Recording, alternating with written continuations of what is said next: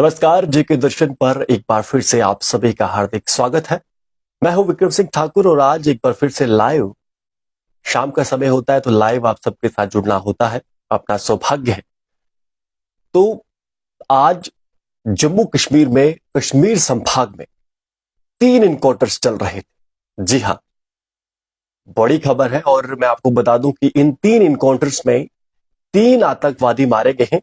खानियार की बात करें तो वहां पर बड़ी सफलता सुरक्षा बलों को मिली है और लश्कर ए तैयबा का जो कमांडर है उसे कश्मीर के डाउनटाउन श्रीनगर में मारा गया है। खानियार इलाके में बड़ी कामयाबी अगर कहें सुरक्षा बलों को मिली है। खानियार इलाके में कश्मीर संभाग के श्रीनगर जिले की बात करें, वहीं अगर बात करें अनंतनाग जिले की, वहां पर भी आज इनकाउंटर चल रहा था और 2 आतंकवादियों को वहां पर भी सुरक्षा बलों ने मार गिराया।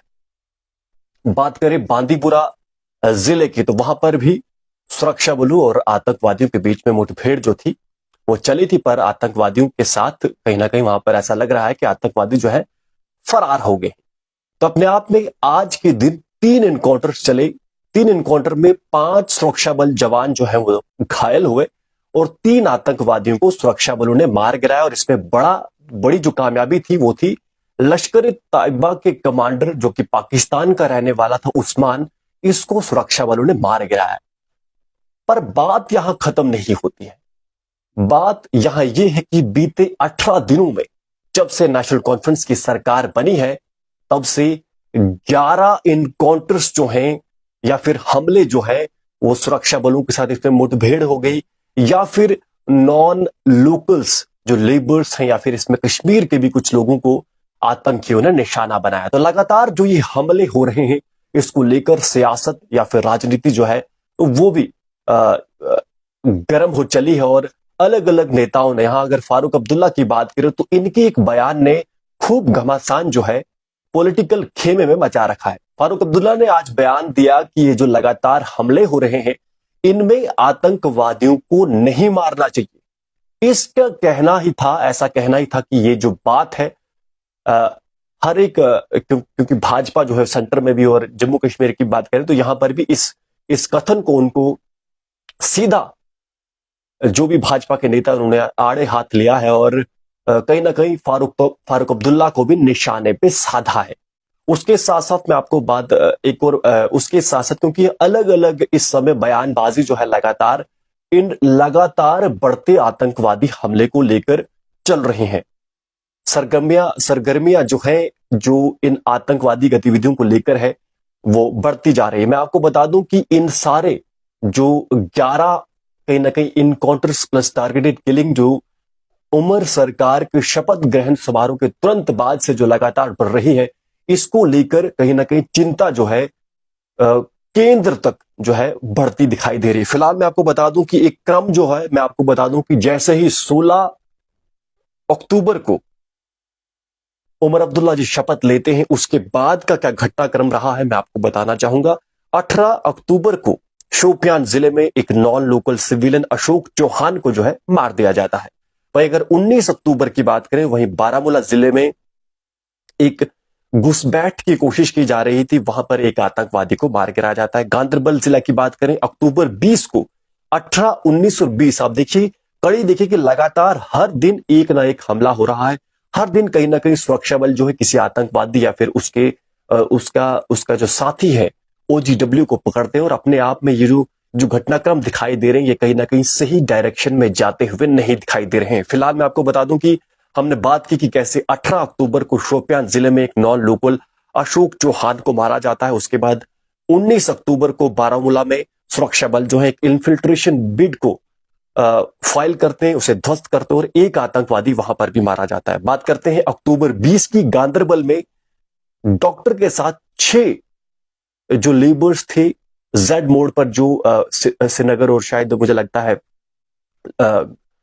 मुझे ध्यान से नहीं आ रहा है कि शायद गांदरबल को ये कश्मीर से श्रीनगर से लद्दाख से जोड़ते हैं, वहां पर एक डॉक्टर और 6 लेबर्स को जो है आतंकवादी मार देते हैं। उसके बाद अक्टूबर 24 की बात करें तो पुलवामा में शुभम कुमार जो है यूपी के थे, इन्हें भी आतंकवादी जो है मार देते हैं। तो अपने आप में लगातार जो हमले हो रहे हैं बात करते हैं अगर 24 अक्टूबर की बारामूला में आर्मी की कॉन्वॉय पर हमला होता है, और मैं आपको बता दूं कि इसमें 2 सुरक्षा बल के जवान मारे जाते हैं, 2 पोर्टर्स मारे जाते हैं, और ये देखिए 4, कहीं ना कहीं मैं अगर कहूं 2 सुरक्षा बल के जवान। ये घटना कब की है? ये घटना है 24 अक्टूबर की बारामूला में आर्मी की कॉन्वॉय पर आतंकी हमला करते हैं 2 पोर्टर्स, और 2 आतंकी जो है, क्षमा करिए, 2 सुरक्षा बल जवान जो है भारत के, वो इसमें मारे जाते हैं। वहीं अगर बात करें अक्टूबर 26 को ही गुलमर्ग में भी एक हमला होता है, जिसमें 2 जवान जो हैं वो इसमें मारे जाते हैं, एक जवान जख्मी होता है, 2 पोर्टर्स जो हैं वो इसमें मारे जाते हैं। फिर बात करते हैं अखनूर की। अखनूर में 28 और 29 अक्टूबर को इनकाउंटर चलता है, और लंबे समय के बाद सुरक्षा बलों को कामयाबी मिलती है। 3 आतंकवादियों को 28 और 29 के जो 2 दिन थे इसमें इनकाउंटर चला था अखनूर के, जम्मू के अखनूर में, वहां पर 3 आतंकवादियों को मार गिराया जाता है।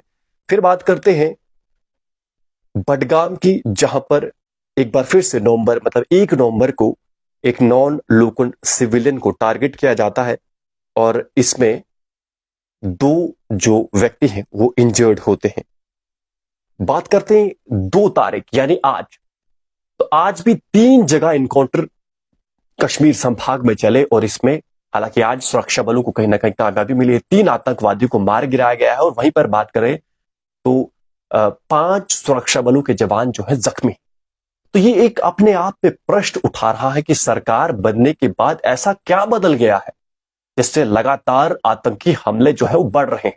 18 दिन हुए हैं सरकार बने हुए, और 11 आतंकी हमले जो हैं इस बीच, इस पूरी इन 18 दिनों में हो चुके। तो आप अनुमान लगाइए कि कहीं ना कहीं प्रति 1.5 दिन में एक हमला हो रहा है, यानी अगर हम 30 घंटे में एक हमला हो रहा है। और पिछले 24 घंटे की बात करें तो इसमें 3 एनकाउंटर्स जो है कश्मीर संभाग में चल रहे हैं।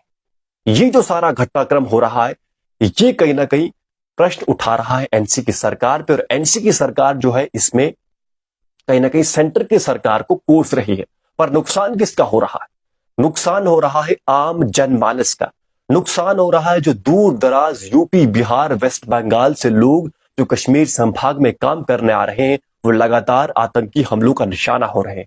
नुकसान हो रहा है जो नागालैंड से, केरला से, तमिलनाडु से, भारत के कोने से, दूर कोने से यहां पर अपनी ड्यूटी निभा रहा है, फौज में नौकरी कर रहा है, उनका नुकसान हो रहा है। इसी बीच राजनीति जो है कहीं ना कहीं बहुत ज्यादा इसको लेकर और बढ़ चुकी, और फारूक अब्दुल्ला का जो इस पर बयान आता है, वो कहते हैं कि आतंकवादियों को मारना नहीं चाहिए बल्कि उन्हें पकड़ना चाहिए, जिससे ये सारी जो साजिश, जो ये सारे आतंकी हमले हो रहे हैं, इसका पता चले कि इसके पीछे कौन है। साथ ही फारूक अब्दुल्ला ने यह भी आरोप लगाया कि हमें यह भी जानना होगा कि आखिर सरकार बनने के बाद लगातार ये हमले जो है कैसे बढ़ रहे हैं। क्या कोई ऐसी साजिश तो नहीं है कि जम्मू कश्मीर की सरकार जो नई बनी है इसको डिस्टेबलाइज करने की कोशिश हो रही है। वही बात करें अगर रविंदर रैना की या फिर कविंदर गुप्ता की, जो भारतीय जनता पार्टी से जम्मू कश्मीर में सीनियर लीडर है, उन्होंने साफ कहा है कि सब जानते हैं कि ये आतंकी हमले कौन कर रहा है और इसमें क्या प्रोब करने की आवश्यकता या फिर क्या इन्वेस्टिगेशन करने की जरूरत है।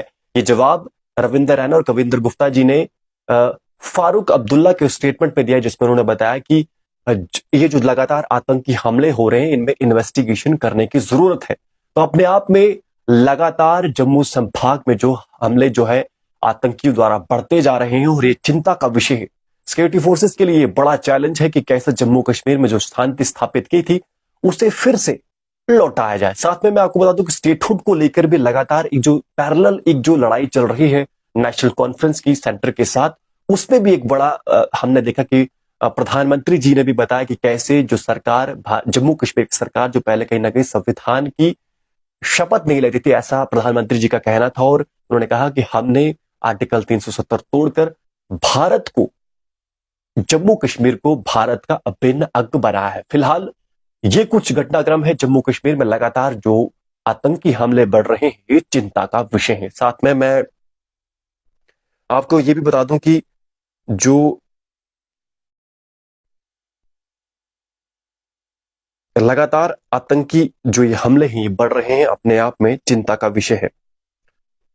तरुण चुग जो है उन्होंने भी फारूक अब्दुल्ला जी के इस बयान को लेकर कड़ी प्रतिक्रिया दी है और उन्होंने कहा है कि फारूक अब्दुल्ला जी को एलिजेड ऐसा किया है, उन्होंने बताया है कि ये जो पाकिस्तान द्वारा जो टेररिस्ट आ रहे हैं इनको बचाने की कोशिश नहीं करनी चाहिए। फिलहाल अपने आप में जो ये सारी राजनीति जो आतंकी हमलों के इर्द गिर्द घूम रही है, जीके दर्शन का यही संदेश है सभी नेताओं को कि राजनीति करना बंद करिए और आतंकवादियों से एक साथ मिलकर लड़ने का प्रयास करिए। फिलहाल आज के इस लाइव सेशन में इतना ही। कुछ आप अगर कुछ जो भी हमारे इस समय व्यूवर से कुछ कहना चाहते हैं इस सारे घटनाक्रम को लेकर, तो 1 मिनट हम वहां पर भी रुकेंगे।